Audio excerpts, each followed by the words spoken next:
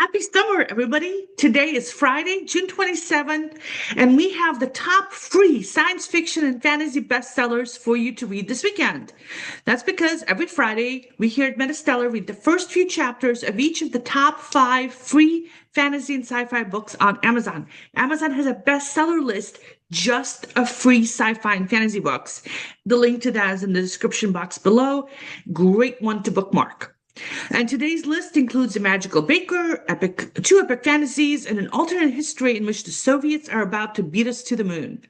But before we get to all that, hi everybody, welcome back to the MetaStellar YouTube channel. Today, Terrence Smith, Krista Noland, Lilivette Dominguez-Torres, and E.S. Foster contributed to the reviews, and Emma is here with us today. Hi, Emma. Hi. And let's get into the reviews. We're going to start with number 5, and we're going to count down to book number 1. So here's book number 5.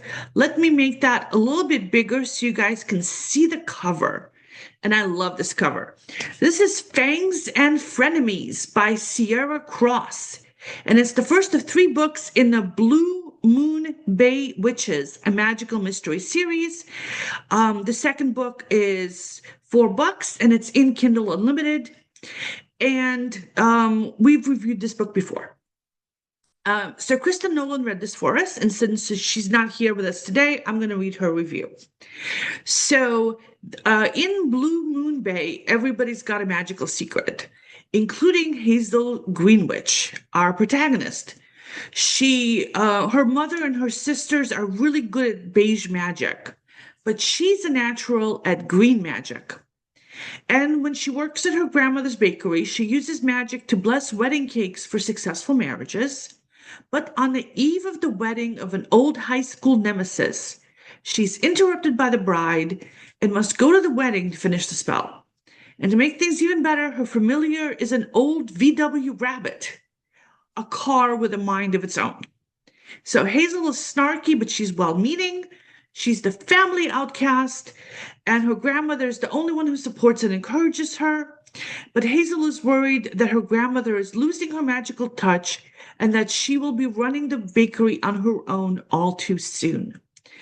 And so Kristen says that the story starts a little bit slowly, and Hazel is soon about to find out that the mean girl that she knew from her past, it goes missing, and she thinks that the story will pick up the pace at that point.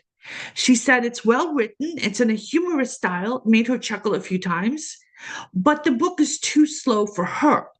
However, I don't think it's too slow for me. I love cozy magical mysteries. I love funny cozy magical mysteries. And I have already downloaded this book so I can check it out myself.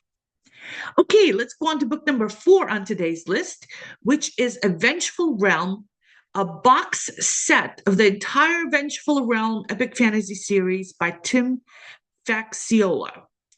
So there's 4 books in this set, and Terrence read this for us, and Terrence isn't here. So Emma, could you tell us what he thought? It seems like Terrence really liked this one because it said it gave him strong ancient Rome vibes, and he was a classics geek according to him. So he really thought that like the action and the mythical gods was going to be very promising. So it opens with protagonist Zephyrius. He is awakened in this holding chamber. He has no idea why he's there, but he has 2 other people with him in there, and they do know he is. He doesn't know them. He doesn't know what's going on, what they're doing there. And the only clue he has is a letter in his pocket with an offer of peace in this war that's been going on. So everyone in the room has been called to have their prophecies read by a cult, and the symbol is an unbalanced scale, which seems like a really cool detail. So it must be balanced by the offering of blood. So all the people there, they have wounds cut in their hands, and they end up having like this weird type of situation where when their wounds are cut, they end up not drawing any blood. But they're ended up getting a prophecy, and one of Zephyrus's hands also doesn't bleed, but then the other does. So this is a sign that he is the chosen one of the cult that's going on here. So Terrence says that he didn't really care about the cult or the prophecy stuff, and like reading it back in this review, it does seem a little confusing. And he said that he wasn't really that fond of the writing style as well, but he said that the action did pick up, and it was this kind of stuff that you might really enjoy if you love Greco-Roman mythology. So he still like recommends it. He says there's a lot of violence in it as well. So maybe Maria, you might be interested in that because you prefer that over romance. And he says that he got immersed enough into the action so that he did start caring about what was going on. So he might end up continuing with this. This might just be like slightly slower in the beginning, and then it picks up. Epic fantasies are always slower at the beginning, Yeah. and they will often have a lot of convoluted characters, and but it's meaty. Once you get into it, it's like really meaty and fun. Yeah, Okay, same like with the hard sci-fi. yes. All right. Next we have When You Had Power by Susan K. Quinn. Let's make that bigger for you guys. Here you go. It's the first of three books in the Nothing is Promised series of post-apocalyptic survival. The other books are $4 each, and they are not in Kindle Unlimited. Kindle Unlimited, by the way, is where you pay $12 a month and you read all the books you want. So I'm not a fan of post-apocalyptic survival books as a general rule. So if I'm going to be reading one, it's going to have something special to pull me in. I do like the fact that the cover isn't dark and grim and scary, because there's enough dark, grim, and scary post-apocalyptic stuff happening in the world today without, you know, reading more of it for escapist reasons. The book starts out strong. So I like that. I like the beginning. Lucia is funny. She's the main character. She's got a sarcastic take on life, which I also like. And there's plenty of futuristic technology, also a big plus. I love humor and fun new technology, and these things are not common in post-apocalyptic survival books, which, like I said, tend to be grim and serious. So she won me over from the first two paragraphs. So she has arrived at a very nice looking house in Huntington Beach, California. She got sprayed with antivirals. She had her face scanned. She talked to the house AI bots and showed a vaccine passport to the home's inhabitants, because it's the year 2050 and it's been a banner year for viruses and bacteria because old plagues are rising from the melting permafrost, which is actually kind of timely and topical. So Lucy needs a place to stay because she just got transferred from a job in Oregon to Southern California, and this particular household is looking for a new housemate, and an AI matched them up. Lucia is a power engineer, but the job transfer isn't the real reason she's looking for a new place to stay. And she doesn't want to start off with her new housemates by being a little less than completely truthful. So she tells them the whole story. A coworker was harassing her, and her stalker was transferred to an Arctic station. But after all the unpleasantness, she no longer wanted to be around her former colleagues. So she settles into her new home, and there's a cute gay couple, there's other housemates, there's delicious homemade empanadas. Um, and we get some more of her backstory. We learn that her parents and brothers died in the plague caused by one of these ancient viruses. That night, there's a power outage because there's a problem with the local power grid. And during outages, it sucks power out of residential power backup packs, draining like the batteries of entire neighborhoods, and which should not be happening. Also, this outage is unscheduled, and also she hadn't heard about any of these problems happening, so some weirdness is happening here. And at her new job, her boss dismisses her questions about the outages, and then she discovers some problems with the undersea ocean power generators. And her boss is ignoring these reports about that damage and about other malfunctions. And the author goes deep into renewable power technologies and carbon sequestration, and I was fascinated by all of it. And the central mystery, what's going on at this power station, isn't all that compelling yet. And both Lucia and her housemates come off as a little too nice and too bland, but the tech is definitely dragging me in. I love the science, and I plan to keep reading. Next, we have something back to the historic style fantasy theme. This is the Queen's Chair by Chloe Gardner, the first of 8 books in the Queen's Chair fantasy series. The other books are $5 each, and they are all in Kindle Unlimited. And Lilibet read this for us, but since Lilibet isn't here, Emma is going to tell us about the book. I find the beginning of this review very funny because Lilibet says that it's a fantasy story where we follow a merchant's daughter, and she's not like the rest of the women of her time. She's not wearing dresses, and she's not worried about marrying some rich man who will take her away. Stasia, the main character, she spends her days wearing pants, riding horses, and learning how the real world works on the streets. So I can sense the sarcasm in that. The story begins with this introduction to Stasia. We learn that her sisters aren't the biggest fans of the way she acts and dresses, but her father doesn't mind. And after all, like, 2 of her sisters managed to get married off to some wealthy men, and they can continue her father's business. So he kind of lets Stasia have the freedom to do as she wants with her time. Her sisters didn't really get that, but he doesn't really care. So, to be honest, this is what Lilibet says. She said that even though I wasn't a fan of the main character's introduction, the way she stands out from the rest of the women of her age and status, she also wasn't the biggest fan of the beginning of the story. She said that the writing kind of felt slow, and she couldn't really make it past the bar fight that happens when Stasia decides to leave her sister's party at the beginning of the book. But she says that one thing that she will say is that what was interesting about all this was that Stasia moved away from the place she used to call her home to this ugly port city she wasn't the biggest fan of. She thought it was interesting that she'll be living there because of the magic that exists, and that Stasia can't help but feel tempted to learn its ways, which it shouldn't be hard. But she says she didn't love the pacing of the story or how it took to get going from the beginning, but she did get intrigued by the promise of some magic. So, who knows? She says if you're a fan of fantasy or romantasy, she would still recommend checking this book out, but she's not personally going to continue with it. And before we go on to book number 1 on today's list, I want to thank our Patreon subscribers. Let me make that a little bit bigger for you so you can read their names and honor them, because these guys are awesome.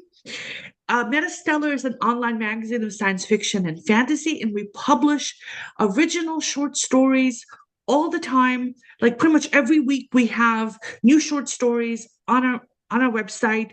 Plus we publish reprints and essays and writing advice and of course lots of book reviews.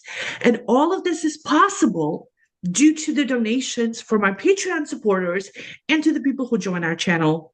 There's a link down below. So everybody on staff is a volunteer, and I've recently counted it up, and there's close to 100 people working at MetaStellar. All the contributors, all the editors, all the reviewers and judges and copy editors and book designers and everybody, we're all working for free, including me and Emma. And that's not even counting the authors who write for us, and there's 600 of them.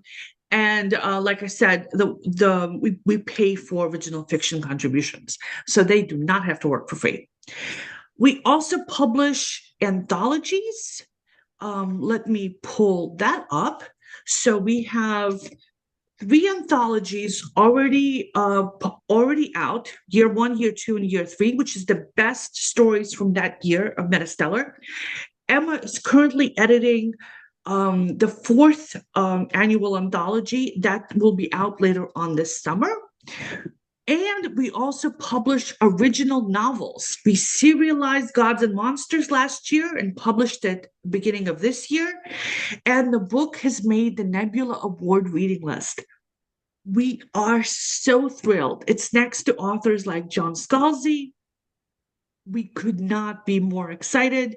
It is still available to read for free on our website. And the author herself has read each of the installments of the book for the YouTube channel. The links are in the description box down below. And it's also available for sale from all online bookstores in print and electronic form. Awesome book, fantastic. I can't believe we published this. And this was such a great experience. Oh, and the cover is an original painting by the author. And right now we're serializing another book, A Renna's Crossing by Geordie Morse, which is a fantasy coming of age story. Also, very fun read, very lyrical. I love the writing in this book. And and the links to those in the description box below. And the author himself is also reading each of the chapters for our YouTube channel. So lots of stuff happening. Thanks to our Patreon supporters. Again, we love you guys. We would not be here without you. But if you cannot support our channel financially, you can support it by subscribing and liking our videos. Thank you so much. Oh, and we have a newsletter in case you don't want to miss any of these Free Friday articles or any of the short stories we publish. We have a weekly newsletter that goes out every Friday afternoon. Okay, cool. And Emma is also a book coach and editor, and you can hire her. And I am a science fiction writer, and I have some books up on Amazon. I'm working on revisions, new covers, and I've got like 10 other books that are finished in this series that have to go up. And of course, I'm like not keeping up with any of it because I'm so disorganized. And also, I'm busy at my day job. I'm a technology writer. I cover artificial intelligence and quantum computing. So that's why I love the science. Okay, on to book number 1 on today's list, which is a hard sci-fi book. This book is titled Hot Moon by Alan Smale. It's the first of 2 books in the Apollo Rising, an alternative history science fiction series. The other book is $10 and is not in Kindle Unlimited. It's the author's first time on our list, and Emma read this for us. Emma, what'd you think of this book? I was really excited for this one because it's hard sci-fi, and that one's one of my favorite genres. So the story is an alternate history that takes place in 1979. So the Cold War is happening, tensions between the US and Soviet Union, they're still hot.